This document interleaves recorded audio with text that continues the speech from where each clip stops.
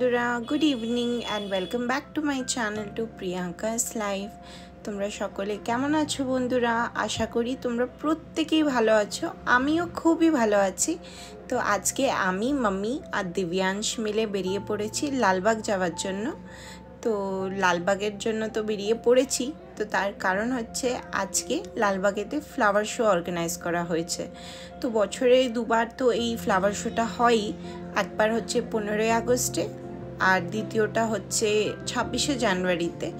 তো এখন দেখতেই পাচ্ছ কত ভিড় ছিল। তো যাই হোক, আমরা টিকিট কেটে এন্টার করে ফেলেছি। আমরা কিন্তু সকাল সকাল এসেছি, তাতেই দেখো কত ভিড়। তো চলো, ভেতরে এন্টার করতেই কত সুন্দর সুন্দর কালারফুল ফুলের দেখা পেয়ে গেলাম। তো একটু ভিডিও আমি ক্যাপচার করে নিলাম। এই ফ্লাওয়ার শো দেখতে আমাদের ব্যাঙ্গালোর থেকে দূর দূর থেকে অনেক মানুষ তো আসেই, কিন্তু আমি দেখেছি পুরো ওয়ার্ল্ড থেকেও অনেক ফরেনার্সরাও এই ফ্লাওয়ার শোটা দেখবার জন্য আসে। আর আমি যেখানে থাকি ব্যাঙ্গালোরেতে, সেখান থেকে লালবাগ প্রায় ওই 2 থেকে 3 কিলোমিটার মতন, এর বেশি না। তো বেশি সময়ও লাগে না। তো অনেক মানুষরা তো আমাদের ওই দিক থেকে হেঁটে হেঁটেও লালবাগে চলে আসে, কারণ মর্নিং ওয়াক করতে আসে অনেকজন। ওই দেখো, এই পার্কের একটা ফেমাস অ্যাট্রাকশন, সেটা হলো একটা ক্লক। তো এই ক্লকটার মধ্যে ব্যাটারি আছে কি নেই, কিভাবে এটা সব সময় মানে চলতে থাকে, সেটার ব্যাপারে তো আমি বেশি জানি না, তাই তোমাদেরকে বলতেও পারবো না। তো কিন্তু আমি যতবারই এসেছি, আমি এইখানটাতে এসে ঠিক টাইমটা আমি চেক করি যে ঠিক ক্লকটা চলছে কি না। তারপরে দেখি যে না, ঠিকই তো চলছে, একেবারে টাইম একদম কারেক্ট। তো তোমাদেরকেও একটু দেখিয়ে দিই, দেখো কত সুন্দর লাগছে না? তো চলো, আরও আমরা আরেকটু দূরে হেঁটে হেঁটে যাচ্ছি। আর এই যে লালবাগটা, এটা কিন্তু ছোট নয়, খুবই বড়। আমাদের ব্যাঙ্গালোরের one of the most biggest park. তো এই পার্কটার টোটালি 4টে গেট আছে। তো 4টে গেট কিন্তু একেবারে চারদিকে, north, south, east and West. তো আমরা যে গেটটা দিয়ে ঢুকেছি সেটা হচ্ছে ইস্ট গেট। তো এখানে দেখো অনেকজনা ফ্লাওয়ার শোর জন্য স্পন্সরশিপ করেছে বলে তাদের ব্যাংকের অ্যাড দিচ্ছে, কোনো নিউজ পেপারের অ্যাড দিচ্ছে, কোনো প্রোডাক্টের অ্যাড দিচ্ছে। তো আগে এসব ছিল না। আগে ফ্লাওয়ার শোটা পুরোপুরি পার্কের খরচা থেকেই তৈরি করা হতো।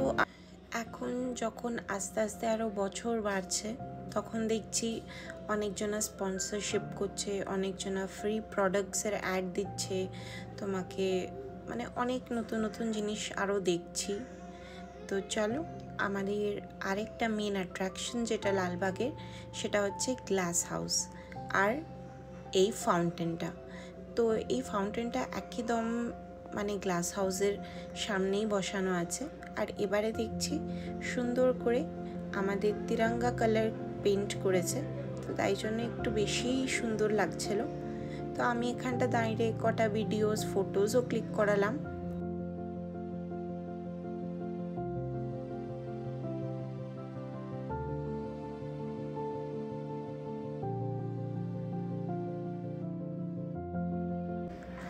তো চলো, অনেক ফটোজ ভিডিওস তো আমি ক্যাপচার করে নিয়েছি। এবার যাই তোমাদেরকে দেখাই গ্লাস হাউস। তো গ্লাস হাউসের কালারটা কিন্তু আস্তে আস্তে ডাল হয়ে যাচ্ছে, হয়তো এখানে ভালো করে মেনটেন করছে না। বাট যখন এটা আমি ছোটোবেলা থেকে দেখে আসছিলাম, খুবই সুন্দর, একেবারে কাঁচের মতন চকচক করতো। বাট এখন ধুলো ময়লা পড়ে এটার মানে খুবই খারাপ অবস্থা হয়ে গেছে, একদমই মেনটেন করেনি। তো চলো, প্রায় 200-300 জনের লাইনে দাঁড়িয়ে আমরা পেয়ে গেলাম আমাদের টার্ন। তো আমরা এখন এন্টার করছি গ্লাস হাউসের ভিতরে। তো দেখতেই পাচ্ছ ফ্লাওয়ার দিয়ে কত সুন্দর করে মানে সাজানো হয়েছে, দেখে খুবই ভালো লাগে। আর প্রত্যেক বছর অন্য অন্য রকমের থিম, অন্য অন্য রকমের ডিজাইন, অন্য নতুন নতুন জিনিস ফ্লাওয়ার দিয়ে সাজানো হয়। আর এখানে কিন্তু কম্পিটিশনও হয়, যারা যেই ফ্লাওয়ার দিয়ে যে জিনিসগুলো সাজায় তাদের মধ্যে থেকে সবথেকে সুন্দর যেটা হয় সেটা পায় ফার্স্ট প্রাইজ, তারপরে পায় সেকেন্ড প্রাইজ, তারপরে পায় থার্ড প্রাইজ। তেমন অনেক প্রাইজও কিন্তু পায়। তো সেটা ওখানে দেখাই যায়, মানে যে ফ্লাওয়ারটার সামনে তুমি দেখবে তারই সামনে বোর্ডের মধ্যে লেখা থাকবে যে এটা কোনো প্রাইজ পেয়েছে কিনা। তো এবারে যে ফ্লাওয়ার দিয়ে সাজিয়েছে সেটা আমার ঠিক আমি তেমন একটা বুঝতে পারিনি, মনে হচ্ছে কোনো একটা পার্লামেন্ট হাউস হতে পারে। তোমরা যদি জানো তাহলে কমেন্ট করে নিশ্চয়ই জানাতে পারো। আর এইদিকে দেখতে পাচ্ছ সামনে একটা বুদ্ধা স্ট্যাচু, তার পেছনে যে ডেকোরেটিভ পেছনে যেই স্ট্যাচুটার আছে সেটা পুরোপুরি ফ্লাওয়ার দিয়ে তৈরি করা। আর এখানে দেখতে পাচ্ছ ডক্টর আম্বেদকর বসে আছে, সেটাও মানে পার্লামেন্টেরই কোনো একটা বিল্ডিং। তো এবারে থিমটা আমি ঠিক অতটা বুঝতে পারিনি। তো এখানে প্রত্যেকটা ফুলের নাম লেখা আছে, সব আননোন। আমার অত ফুলের নাম আমার জানা নেই, আমি কয়েকটা ফুলের নাম জানি যেগুলো বেসিক। এখানে অনেকজনা দাঁড়িয়ে ফটো ক্লিক করাচ্ছিল। এখন না এই সময়টা ব্যাঙ্গালোরে খুবই গরম, আর এই ফুলের সাজানো জিনিসগুলো যাতে নষ্ট না হয় তাই ওপর দিক দিয়ে তোমরা হয়তো দেখতে পাচ্ছ কি জানি না, ঠান্ডা ঠান্ডা মিস্ট ছাড়া হচ্ছে। আর চারিদিকে ফুল আর ফুল আর ফুল, মানে এত রকমের ফুল মনে হয় তোমরা শুধু মাত্র এই ব্যাঙ্গালোরের ফ্লাওয়ার শোতেই দেখতে পাবে। এত রকমের ফুল, মানে কোনো ফুল রিপিটেড নয়, প্রত্যেকটা ফুলের অনেক রকমের কালার্স অ্যাভেলেবেল আছে। এত সুন্দর দেখতে লাগছে না। আর তোমরা কিছু কিছু ফুলগুলো দেখবে মানে এত সুন্দর আর এত কালারফুল, ওই রকম কালার মনে হয় তোমরা কোথাও দেখোনি, এত সুন্দরভাবে সাজানো। আর এটাও দেখো, এই একই ফুল কিন্তু কত রকমের কালার। আর আমার না জানো, আমার ওই যে বেবি পিঙ্কটা, এই কালারের ফুলগুলো এত সুন্দর লাগে। তোমরা হয়তো নোটিস করেছো কি না জানি না, কিন্তু আমার ওই ফুলটা খুবই প্রিয়। আমি অনেক সময় ভিডিওতে ব্লগেতে ওই ফুলের স্টিকার আমি আপলোড করে থাকি। আর এদিকে দেখছি কটা হার্ট মতন কিছু করা আছে। তো এবারে থিমটা একদমই আমি কিছুই বুঝতে পারিনি, যেটুকু দেখছি সেটুকু তোমাদেরকেও আমি শেয়ার করছি। আর এই জিনিসটা দেখো, এই জিনিসটা ফুল দিয়ে বানানো নয়, এই জিনিসটা কি দিয়ে বানানো সেটাও আমি ঠিক দেখতে পাইনি কোথাও লেখা আছে কিনা, কিন্তু এইটুকুন বুঝতে পেরেছি এটা উল্লাস যে ধূপবাতির কোম্পানি, তো তারা স্পন্সর করেছে, তো তাদের নাম বড় করে লেখা আছে।